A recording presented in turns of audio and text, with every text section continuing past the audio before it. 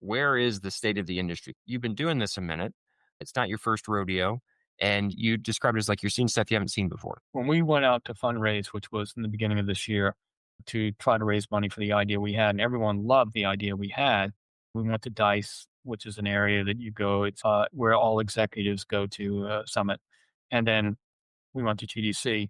At Dice, we introduced our idea from a pitch format. And then at GDC, we had a playable, hands off, hands on playable that people could play and get an idea what we're talking about. What we saw was a lot of interest, but no one was willing to put money down right now. Anything that was above $20 million is almost impossible to get something funded today. You're talking about maybe $5 million at the high end, and your concept has to be really solid, which means if they're going to fund anything above 30 million, that means you had to be close to ship, right? And when you're close to ship, that means you just need money to get it over the hump. And even it started with the publishers to the VCs. VCs are no longer really into games because they see it as not much of an ROI and a very risky business. And so there's not much funding going on. There is some, but it's maybe a 1.5 to $2 million round. Maybe at the most 5 millions. That's lucky if you can get that today. In Asia, even when we went over to Asia to look for funding, most of them will look at your game and talk to you. They're not writing any checks. The idea in today's market for getting any type of VC or Asian or even publishers looking at your game is very difficult right now because everyone's scared. Yeah. So just what you're describing then is there's just no risk appetite anymore. There isn't, even though everyone saw a huge potential in what we were doing because I think it's a huge potential in what we're building, and everyone said that. But when it came down, the problem is we look at Amazon, they're in chaos right now. Blizzard, Activision just got bought by Microsoft. The company as a whole changed directions, and AI is their number one priority. Games are not their number one priority anymore. So what does that mean for funding or direction? Take Two is not doing anything until GTA 6 comes out. We've seen where that's been delayed. And so those are the big publishers.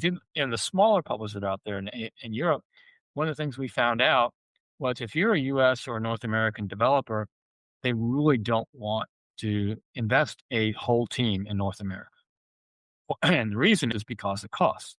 During the pandemic, one of the things that happened was it became very competitive because there wasn't enough resources to build the games that everyone wanted to do at the speed they wanted to do it in. So everyone went through this overhiring, which is why we saw the market adjustment in the past 2 or 3 years with these layoffs.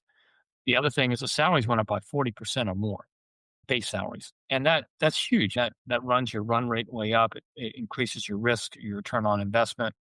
And the industry said, we certainly can't lower their salaries. Most industries don't do that. And they said it's easier to just get rid of them and shed them and then rehire if we need to at a lower cost. And that's an awful thing to say, but that's what is happening and has been happening is a market adjustment right now Yeah. because of the overinvesting, overspending that happened 3 years ago. And I think that's definitely calming down. Look at the data that's being collected on this fact that it has been going down. But there's a tremendous amount of layoffs that's happened. 14, oh God, probably 30,000 or more developers are off unemployed. And so it's a horrible market to look for a job right now, especially in the US, because once again, a lot of publishers and PC fundings want you to have a very small core team, like maybe 5 or 6 people, and then you go to regions that are more cost effective to build out the game you want to build. And that model is what we found seems to be working a lot better now. But again, the reason is they feel that this is what I heard from actually a publisher and a VC saying that US workers are entitled and they're expensive. And that entitlement, I think, is one of the big things that it's an unfortunate perception that people have. And that has caused why you don't see investment in the US or North America right now because of that. Because There's, again, risk too much, they see it as too much risk. you're right. If I can hire, I don't know, 3 or 4 concept artists in South America for the cost of one in San Francisco, and heck, that's conservative. The idea is like, why wouldn't I? Are you really that much better?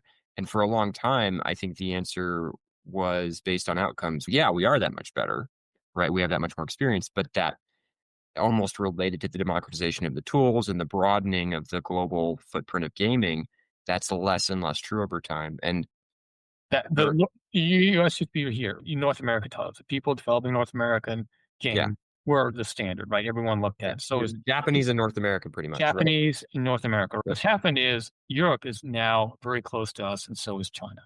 So is Asia. So now there's not much difference, right?